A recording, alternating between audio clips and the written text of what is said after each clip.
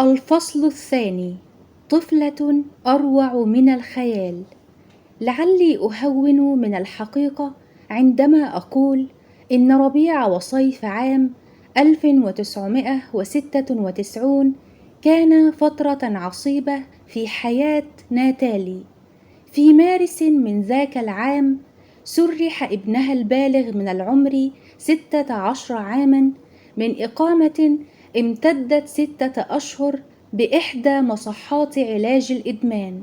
كان يتعاطى المخدرات والكحول طيلة العامين السابقين، وطرد من مدرسته مرارا. تقول والدته الممرضة السابقة البالغة 53 عاما: كان الحظ حليفنا أن أدخلناه في برنامج الإقامة العلاجية، ولم يمر طويلا على عودته إلى المنزل حتى شخص زوجي أولا، ثم شخصت أنا. في يوليو خضع زوجها بيل لعملية جراحية بسبب ورم خبيث في الأمعاء، وقيل لهم بعد العملية إن السرطان انتشر إلى كبده.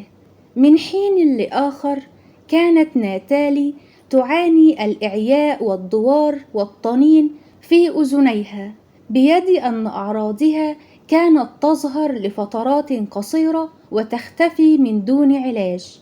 في السنة التي سبقت تشخيصها صارت متعبة أكثر من المعتاد، ثم دفعتها نوبة من الدوار في يونيو إلى إجراء مسح بالأشعة المقطعية، وخرجت النتائج سلبية.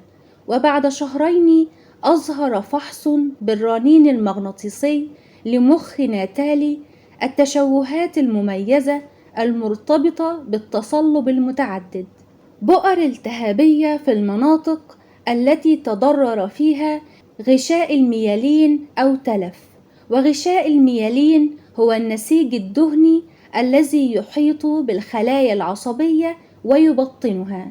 إن التصلب المتعدد أو التيبس باليونانية هو الأكثر شيوعاً، بينما يطلق عليه أمراض زوال الميالين، وهي أمراض تعوق عمل خلايا الجهاز العصبي المركزي.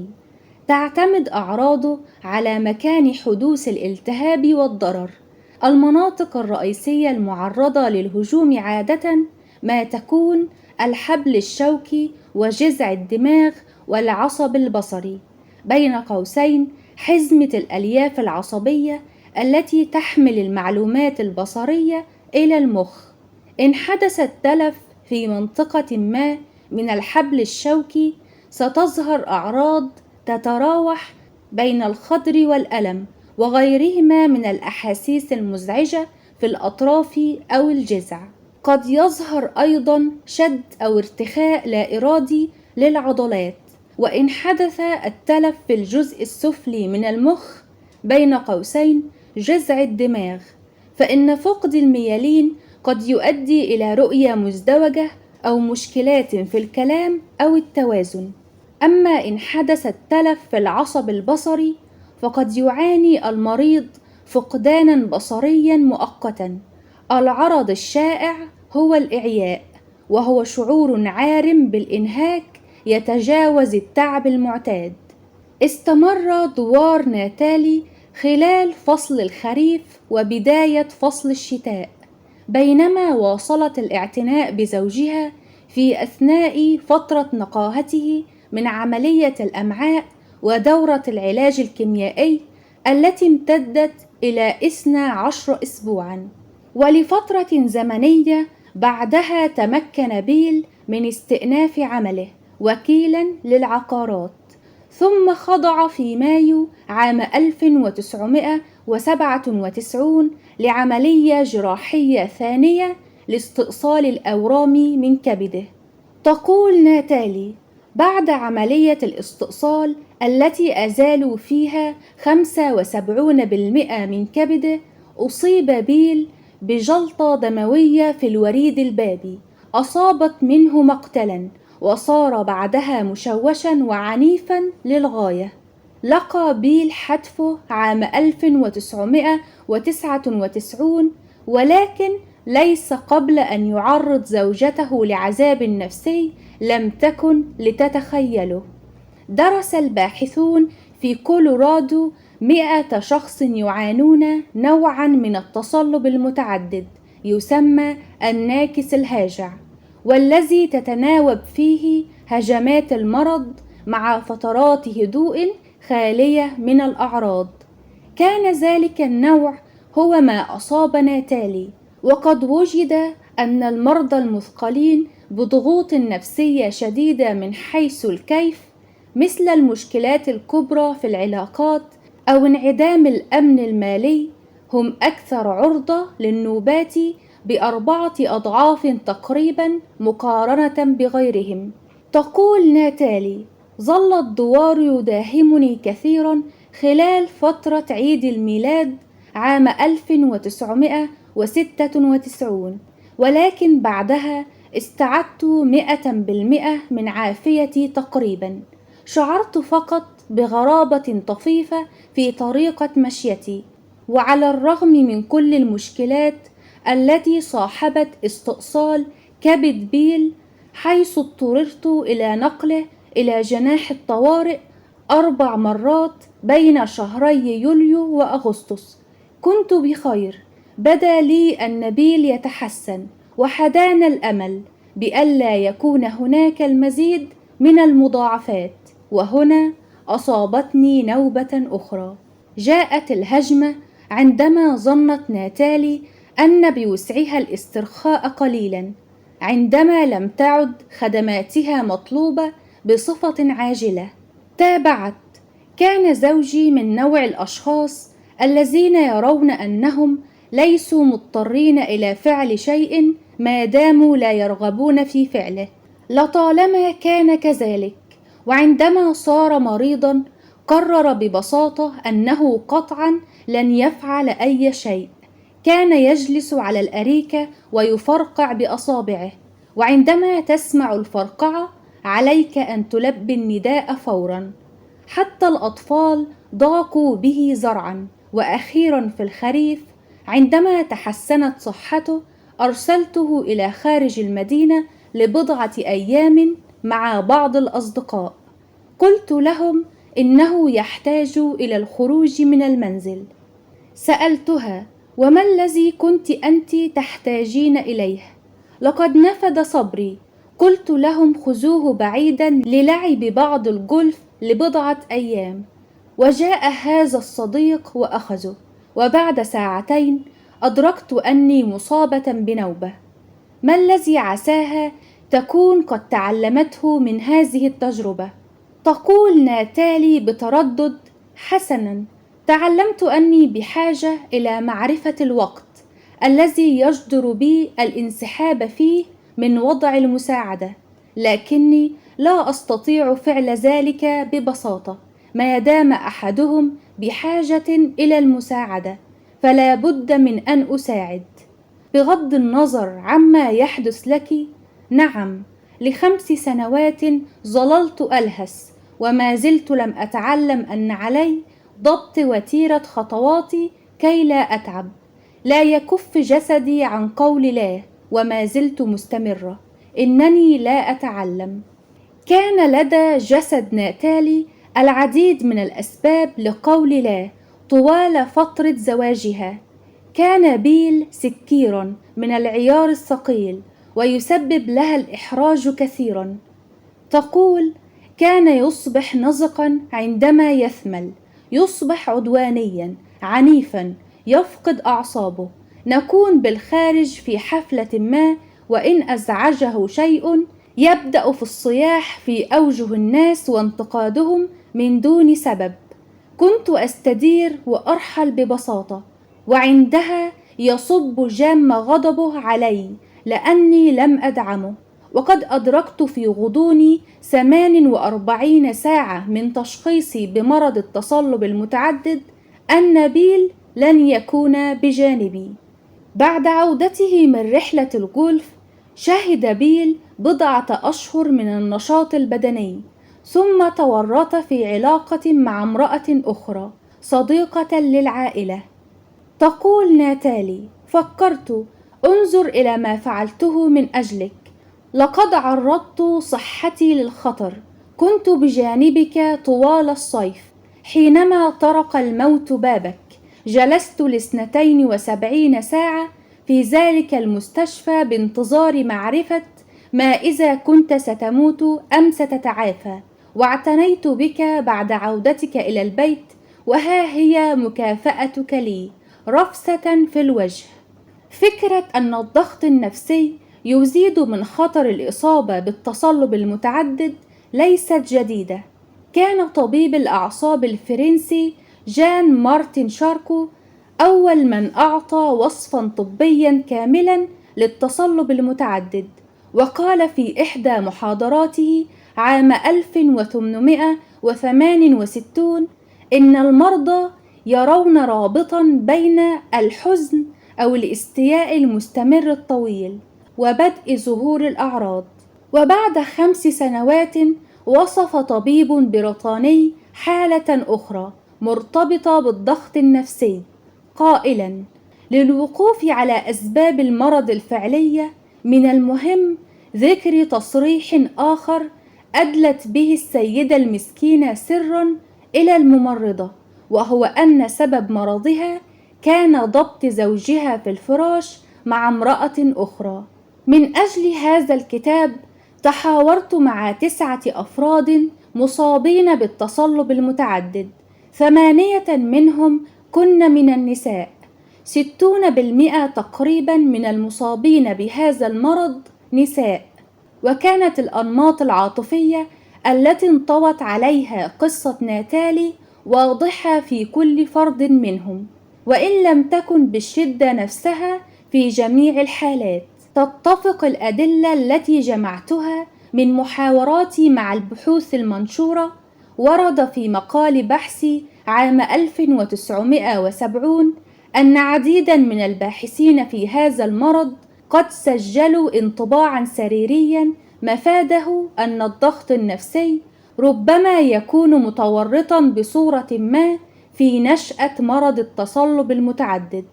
الارتباط العاطفي المفرط بأحد الأبوين، وانعدام الاستقلال النفسي، والحاجة الماسة إلى الحب والعاطفة، وعدم القدرة على الشعور أو التعبير عن الغضب، جميعها عرفت منذ أمد بعيد من قبل الباحثين الطبيين بأنها عوامل محتملة في التطور الطبيعي للمرض. وقد وجدت دراسة عام 1958 أنه في نحو 90% من الحالات عانى المرضى قبل ظهور الأعراض أحداثا صادمة في حياتهم هددت نظامهم الأمني. تناولت دراسة أجريت عام 1969 دور الحالة النفسية في 32 مريضا من إسرائيل والولايات المتحدة، وقد ظهرت لدى 85% من هؤلاء المرضى أعراض شخصت لاحقا بالتصلب المتعدد في أعقاب أحداث شديدة الوطأة. تباينت طبيعة الضغوطات تباينا كبيرا، من وفاة أو مرض الأحبة إلى تهديد مفاجئ بفقدان سبل العيش، أو ربما حدث عائلي أدى إلى تغير دائم في حياة الفرد وتطلب مرونة أو تكيفا يفوق قدرته. النزاع الزوجي المطول والعبء الزائد في العمل كان أيضا ضمن مسببات الضغط. يقول أصحاب الدراسة: السمة المشتركة هي الإدراك التدريجي لعجز المرء عن التعامل مع وضع صعب، مما يثير لديه مشاعر النقص أو الفشل، ولا تتغير تلك الضغوطات باختلاف الثقافات.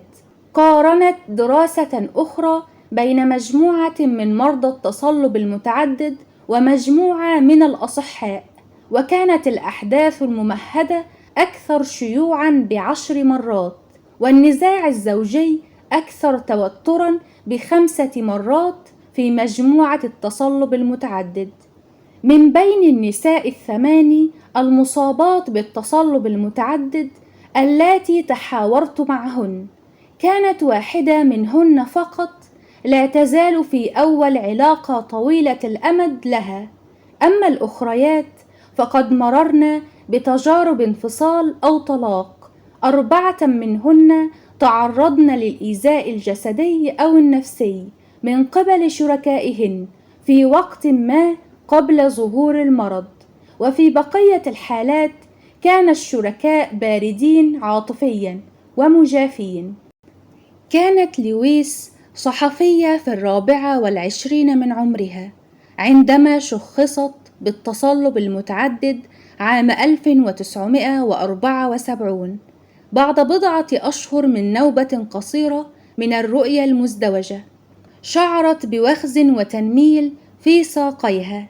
كانت تعيش في العامين السابقين في مستوطنة محلية صغيرة في القطب الشمالي مع رجل يكبرها ب9 سنوات، فنان تصفه الآن بأنه مختل عقليا، وقد احتجز في أحد المستشفيات لاحقا بمرض الهوس الاكتئابي.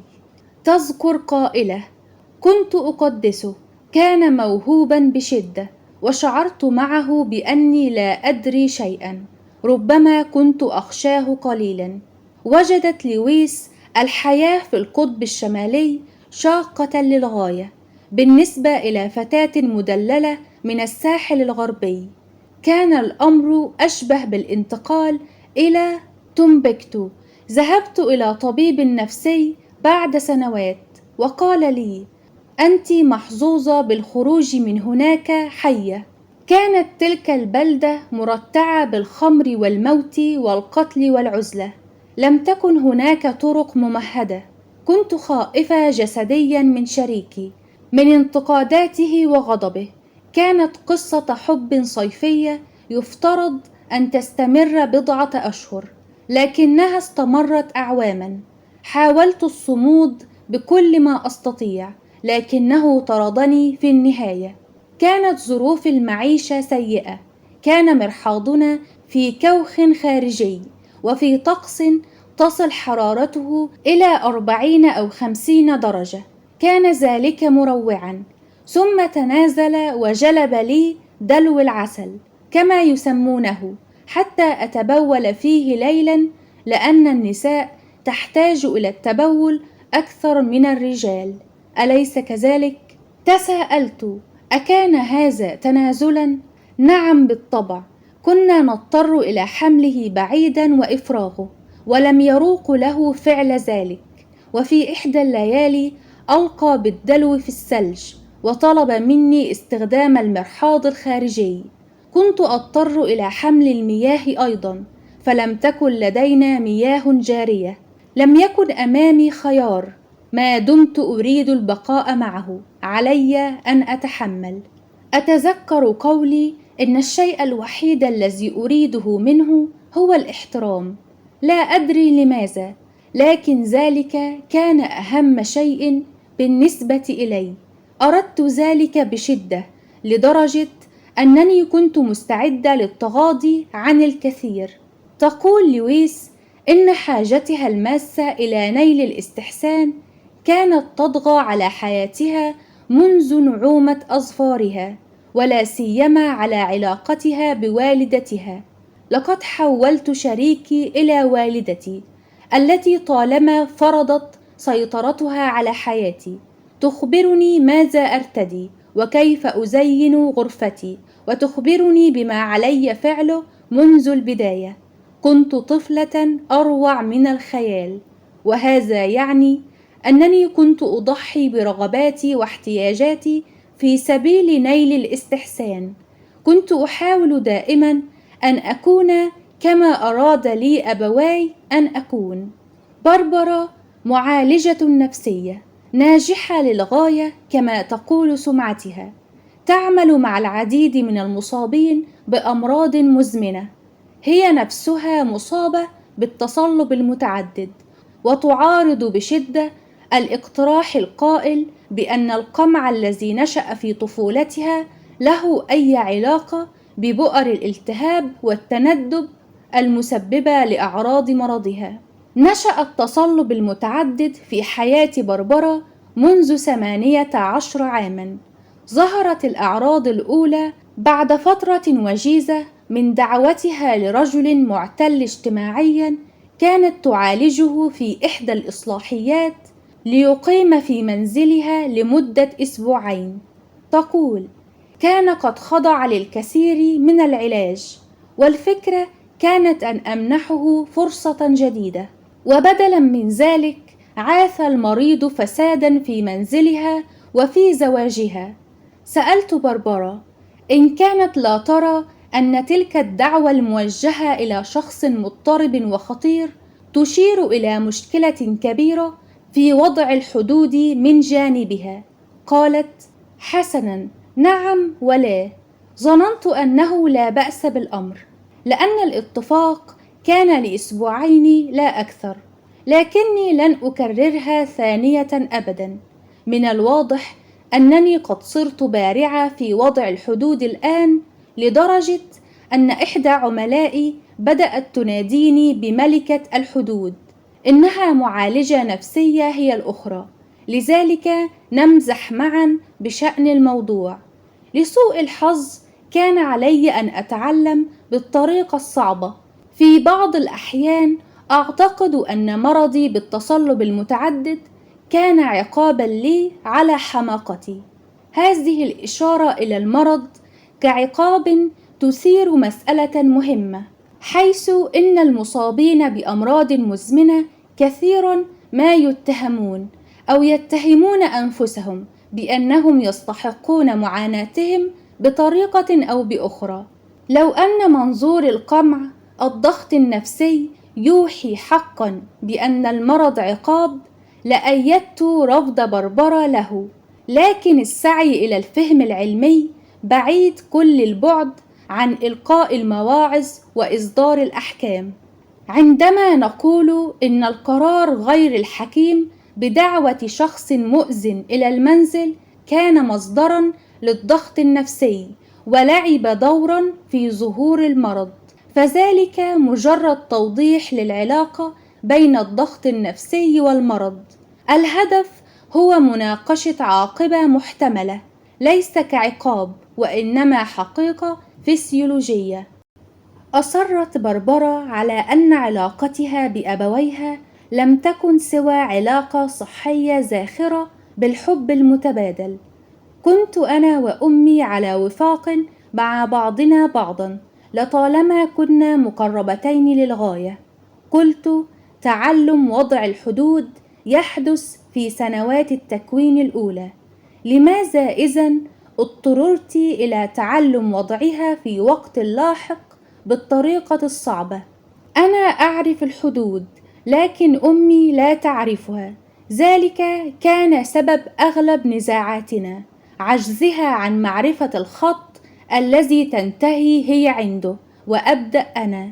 يمكن التعرف على دعوة بربرة لرجل خطير وغير سوي إلى منزلها كمسبب ضغط كبير. بيدي أن التعرف على ضغط انعدام الحدود المزمن الذي سبق ذلك ليس بهذه السهولة. إن طمس الحدود النفسية في مرحلة الطفولة يصبح مصدرا أساسيا للضغط النفسي في الكبر، والذي يترك بدوره آثارا سلبية مستمرة في الجهازين الهرموني والمناعي. ذلك لأن أصحاب الحدود الشخصية المائعة يعيشون مع الضغط النفسي.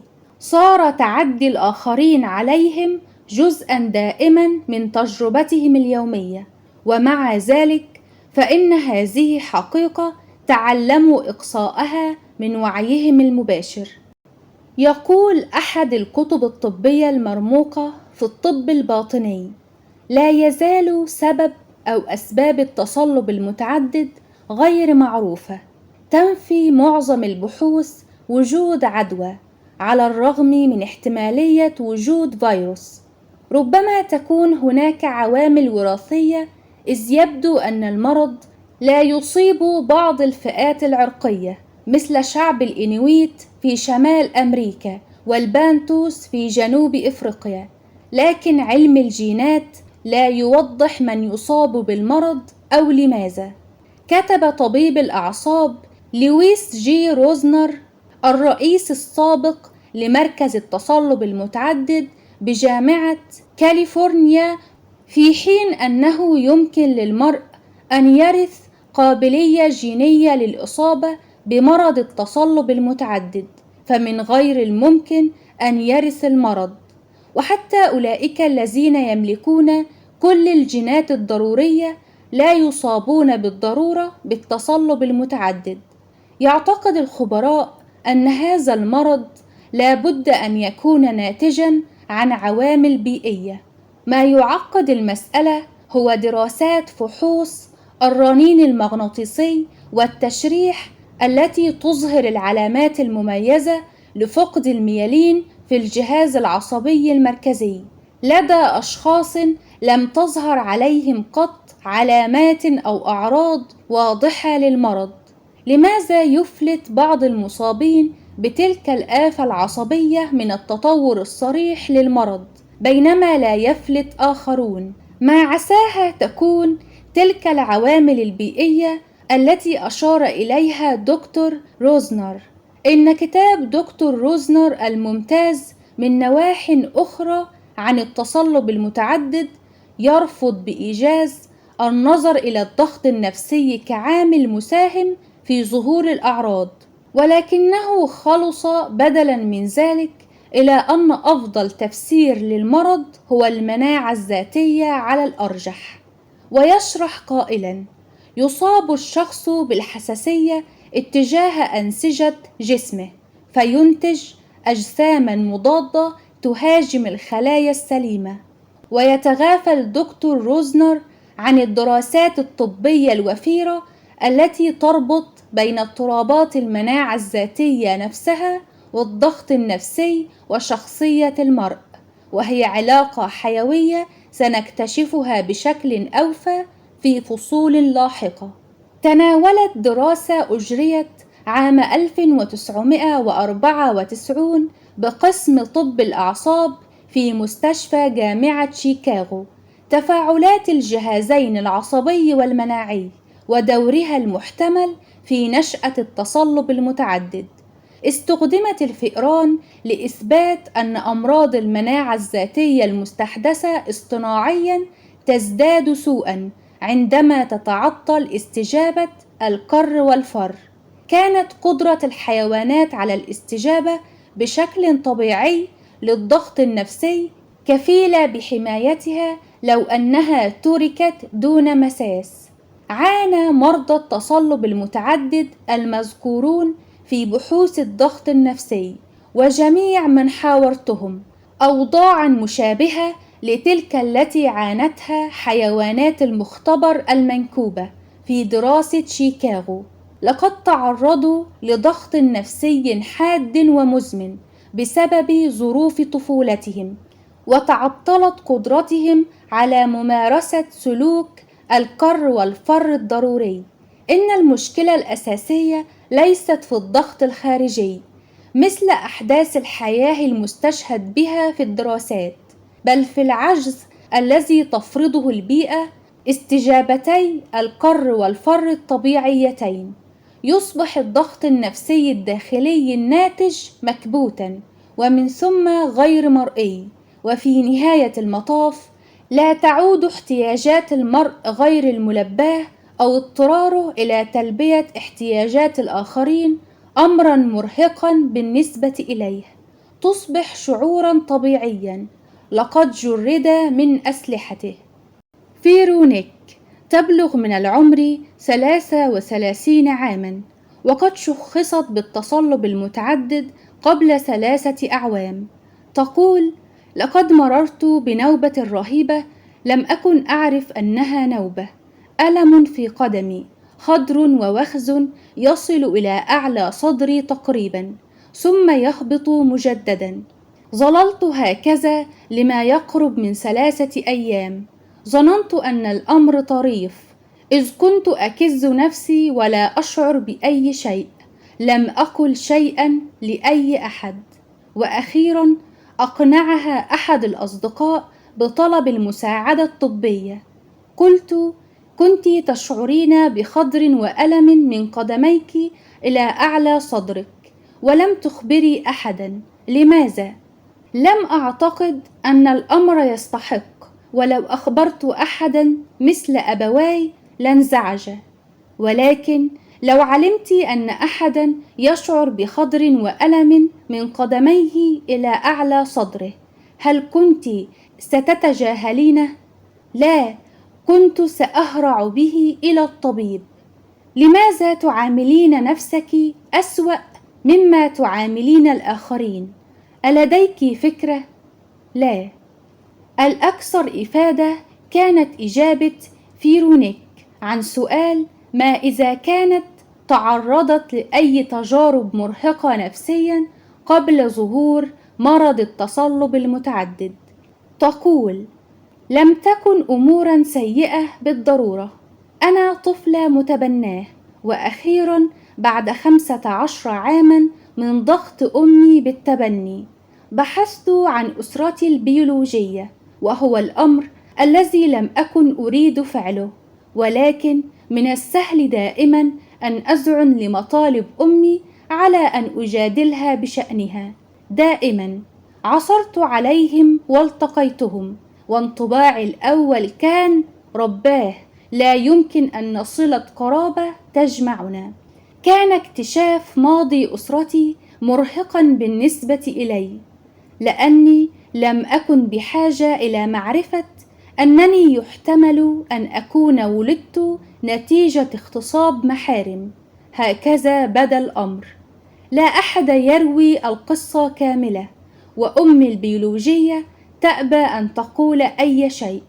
في ذلك الوقت أيضا كنت عاطلة عن العمل في انتظار الحصول على تأمين العمالة، وأعتمد كليا على النفقة الاجتماعية. وقبل ذلك بأشهر قليلة كنت قد طردت صديقي إذ كان سكيرا، وعجزت عن تحمل الوضع لوقت أطول. كانت سلامة عقلي على المحك. تلك هي الضغوطات التي تصفها هذه السيدة الصغيرة بأنها ليست سيئة بالضرورة. الضغط المستمر من أمها بالتبني، التي تجاهلت رغبات فيرونيك لتعثر على أسرتها البيولوجية المفككة وتجتمع بهم. اكتشاف أن الحمل بها ربما كان نتيجة اغتصاب محارم، بين قوسين، من قبل أحد أبناء العمومة. كانت والدة فيرونيك البيولوجية في 16 من عمرها حينئذ. العوز المالي، انفصالها عن صديقها السكير. كانت فيرونيك تأخذ صف أبيها بالتبني، تقول: إنه بطلي لطالما كان حاضرا من أجلي. لماذا إذن لم تذهبي إليه طلبا للمساعدة عندما شعرت بضغط أمك؟ لم أستطع قط الانفراد به. كان يجب علي دائما أن أتجاوزها لأصل إليه. وما الذي فعله أبوك بخصوص كل هذا؟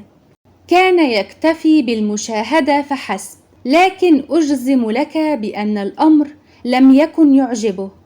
يسعدني أنك تشعرين بالقرب من أبيك، ولكن يستحسن أن تعثري لنفسك على بطل جديد، بطل يمكنه أن يمارس شيئا من توكيد الذات. فمن أجل أن تتعافي عليك أن تصبحي بطلة نفسك.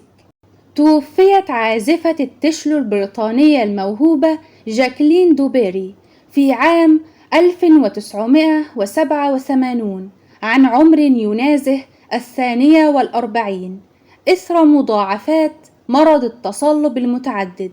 وعندما تساءلت شقيقتها هيلاري في وقت لاحق إذا كان الضغط النفسي سببا في مرض جاكلين، أكد لها أطباء الأعصاب أن الضغط النفسي لم يكن متورطا. لم تتغير عقيدة الطب كثيرا منذ ذلك الحين.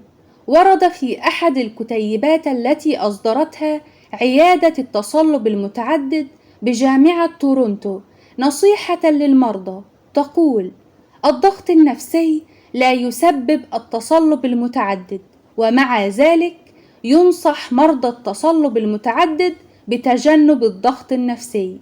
إنها عبارة مضللة. بالطبع الضغط النفسي لا يسبب التصلب المتعدد، ولا يوجد عامل واحد معين يسببه. فلا شك أن ظهور مرض التصلب المتعدد يعتمد على عدد من التأثيرات المتفاعلة، ولكن هل يصح القول إن الضغط النفسي لا يساهم إلى حد كبير في ظهور هذا المرض؟ إن الدراسات البحثية وحياة الأشخاص الذين درسناهم تؤكد أنه يساهم. وهناك أيضا الدليل الذي تقدمه حياة جاكلين دوبيري، التي يعد كل من مرضها ووفاتها مثالا توضيحيا حيا على الآثار المدمرة للضغط النفسي الناجم عن القمع العاطفي. كثيرا ما ذرف الناس الدموع في حفلات دوبيري الموسيقية. علق أحدهم على تواصلها مع الجمهور قائلا: كانت تأسر القلوب بحق وتتركنا جميعا مفتونين. كان عزفها يفيض بالعاطفة ويصبح أحيانا كثيفا بشكل لا يحتمل. شقت دربا مباشرا إلى المشاعر، وكان حضورها على المسرح على العكس من شخصيتها متحررا كليا، يتطاير شعرها ويتمايل جسدها بوهج. اعتاد الناس رؤيته في موسيقى الروك أند رول أكثر منه في انضباط الموسيقى الكلاسيكية. يقول أحد الشهود: كانت تبدو فتاة قروية لطيفة ورزينة، ثم تمسك بالتشلو فتصبح كمن أصابها مس. حتى يومنا هذا ما زالت بعض من عروض دوبيري المسجلة لا مثيل لها، ولا سيما كونشيرتو إليجار، وعلى الأرجح ستظل هكذا. كان هذا الكونشيرتو آخر عمل بارز للملحن أبدعه حينما اعترته حالة من اليأس في أعقاب الحرب العالمية الأولى. كتب إدوارد إليجار في عام 1917 يقول: كل ما هو طيب ولطيف ونظيف وطازج وحلو قد رحل بعيدا جدا ولن يعود أبدا.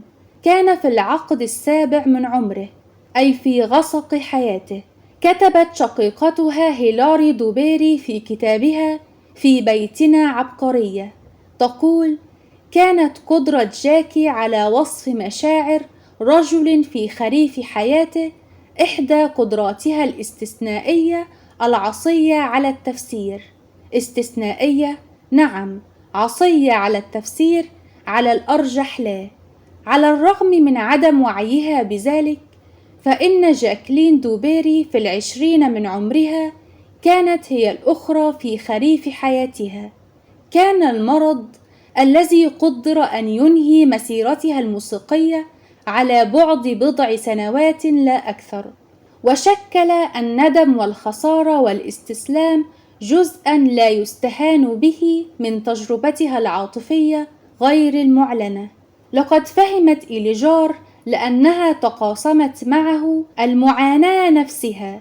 كانت صورته تربكها دائما.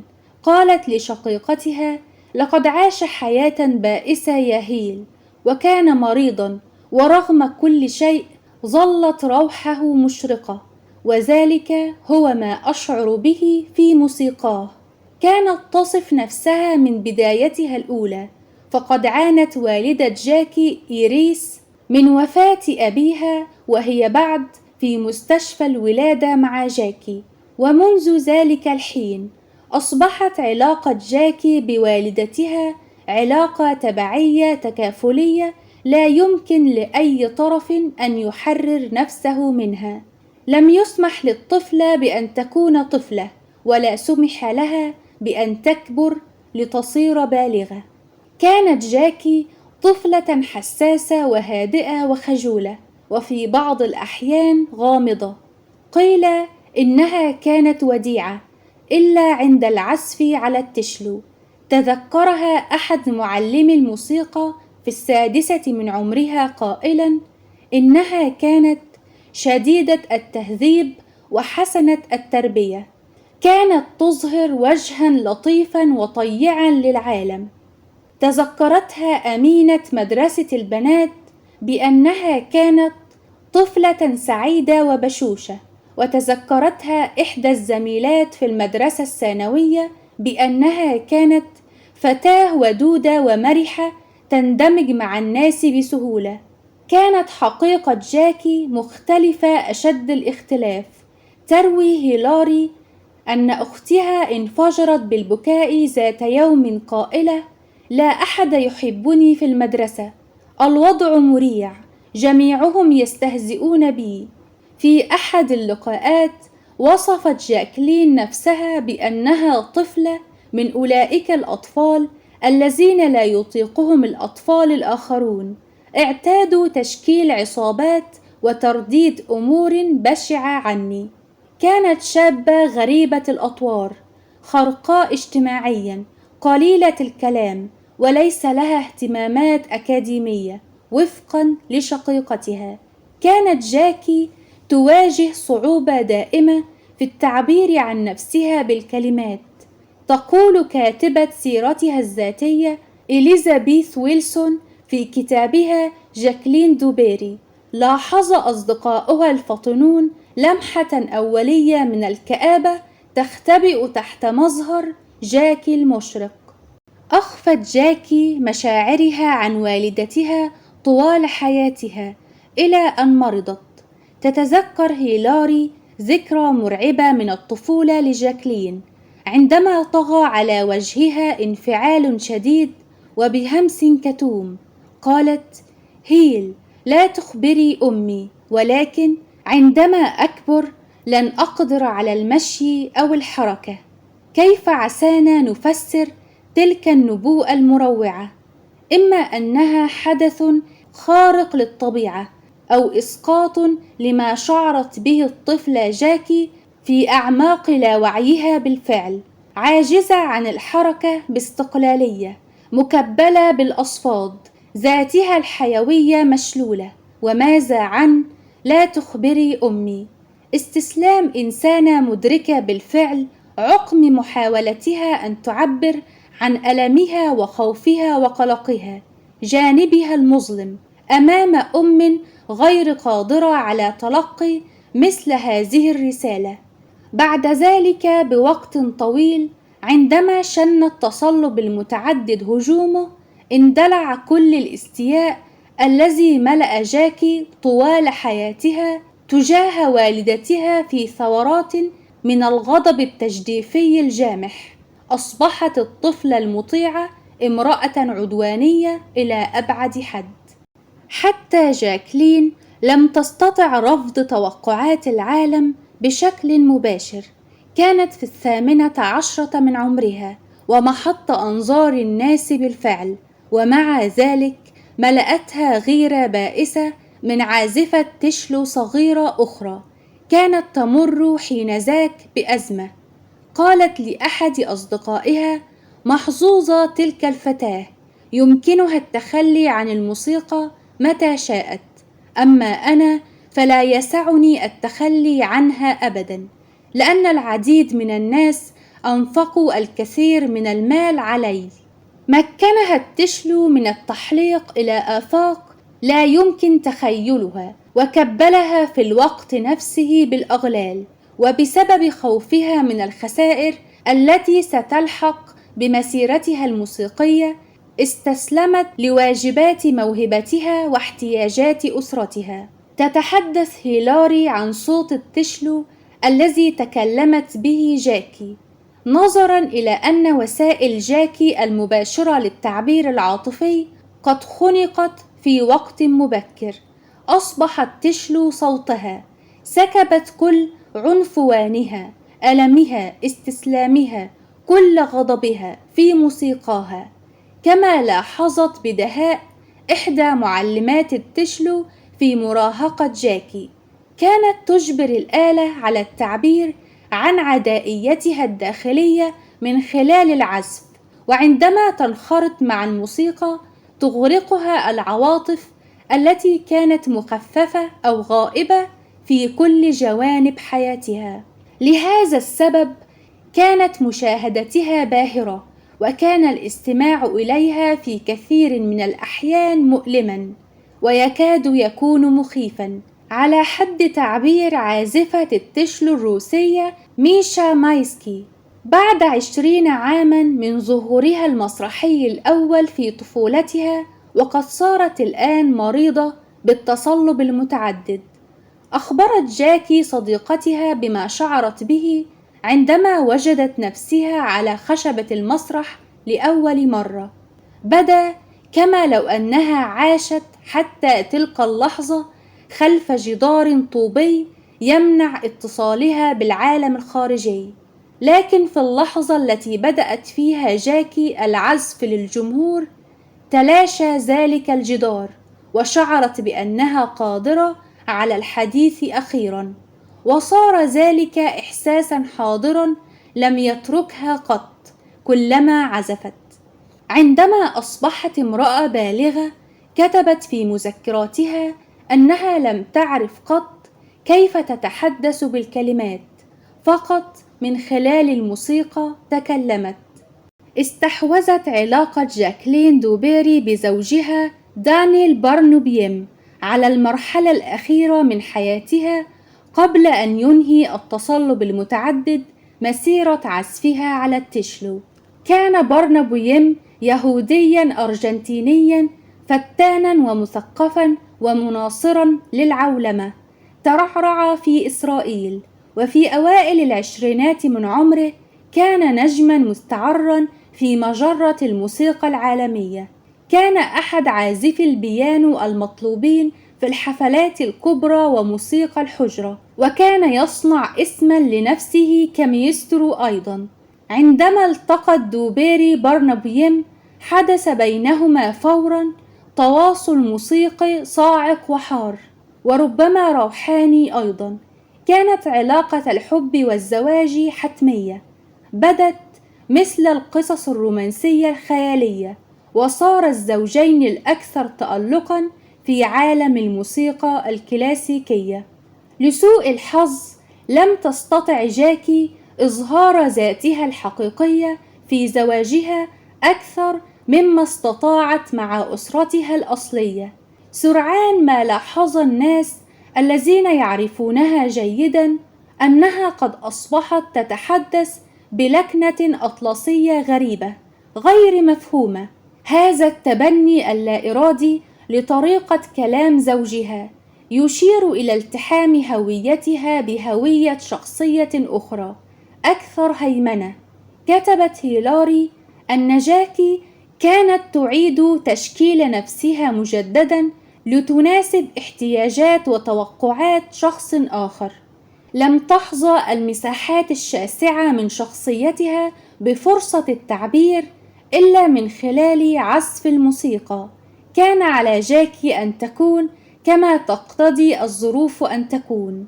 عندما بدأ مرضها العصبي المتفاقم الذي لم يشخص بعد في التسبب في أعراض خطيرة مثل الوهن والسقوط، اتبعت جاكي نمطا طويل الأمد من الصمت، وبدلا من تنبيه زوجها أخفت مشكلاتها وتظاهرت بأنها أسبابا أخرى تتسبب في إبطائها. قالت جاكي ذات مرة في بداية زواجها عندما سألتها هيلاري كيف تتعامل مع عبء وجود علاقتين شخصية ومهنية مع زوجها: حسنا، كل ما يمكنني قوله هو أن ذلك لا يمثل ضغطا بالنسبة إلي.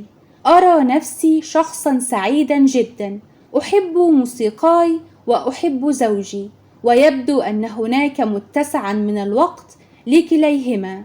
وبعد ذلك بمدة قصيرة فرت جاكي من الزوج والموسيقى.